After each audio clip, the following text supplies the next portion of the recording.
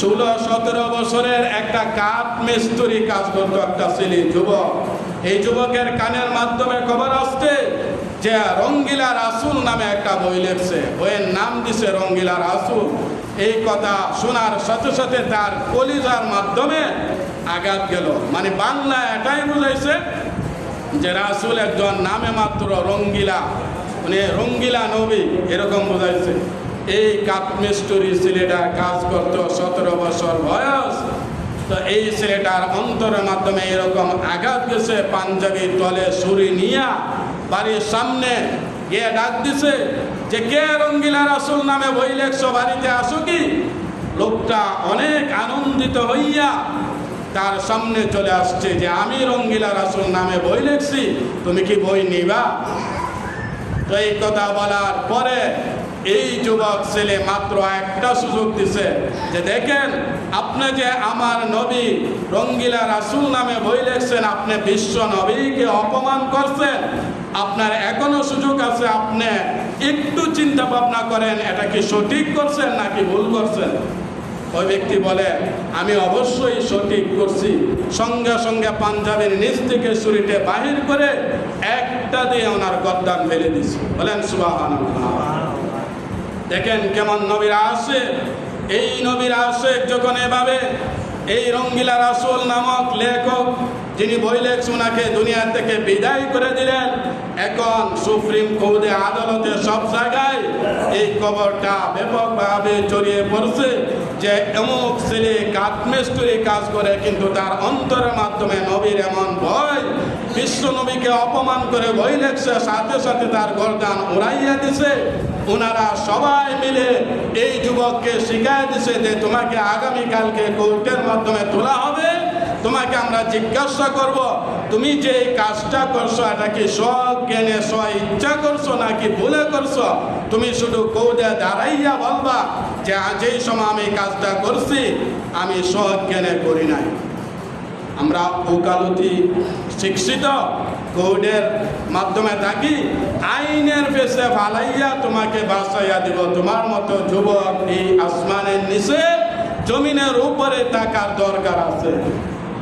যিনি বিশ্ব নবীর অপমানের বই লেখার মাত্রই সাথে সাথে তুমি এই দুশ্মনকে, নবীর দুশ্মনকে বিদায় করে দিছ।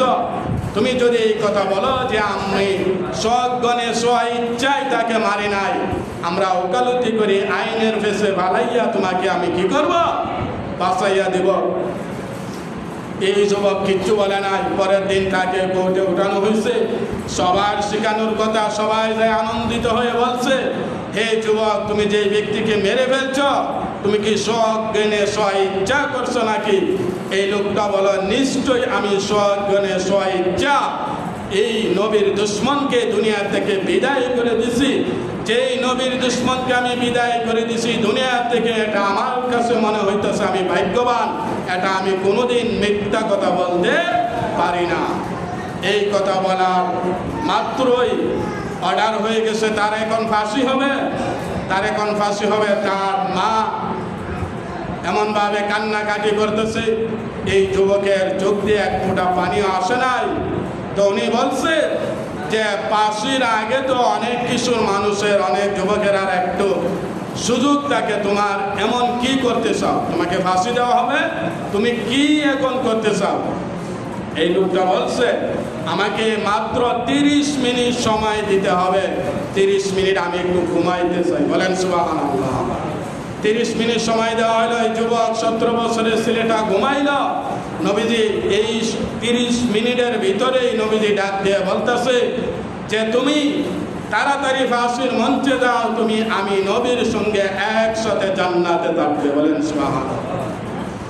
নবীজির মহব্বত, নবীজির আমল, নবীজির তরিকা যার অন্তরের মাধ্যমে থাকবে সেই ব্যক্তি দুনিয়ার কোনো মায়া করে না।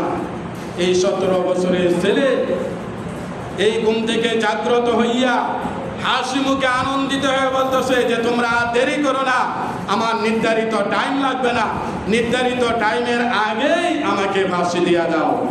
আমি ঘুমন্ত অবস্থায় দেখলাম যে নবীজি আমার জন্য অপেক্ষা করতেছে যে তোমার মতো যুবককে আমি একসঙ্গে নিয়ে জান্নাতে থাকবো।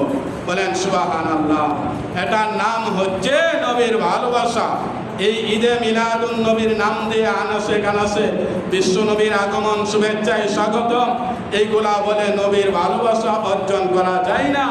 আর রাসূল সাল্লাল্লাহু আলাইহি সাল্লাম যেই দিন দুনিয়াতে আসছেন, ইহার নির্ধারিত কোনো দিন তারিখ নাই। 7টা অভিমত আছে। আমি আগেই বলছিলাম যে রবিউল আউয়াল মাসের 2 তারিখ, রবিউল আউয়াল মাসের 8 তারিখ, রবিউল আউয়াল মাসের 12 তারিখ, রবিউল আউয়াল মাসের 17 তারিখ, রবিউল আউয়াল মাস শেষ হওয়ার 8 দিন আগের তারিখ মাহে রমজান মাসের 12 তারিখ।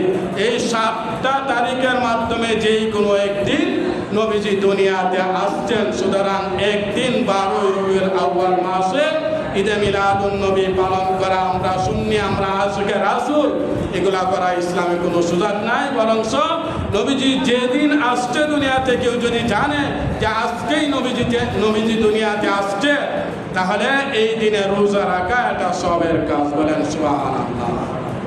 এই নিজের জীবনের চাইতে যতক্ষণ পর্যন্ত আমরা নবীজিকে ভালোবাসতে না পারব, ততক্ষণ পর্যন্ত আমরা পরিপূর্ণ মুসলমান হতে পারবো না।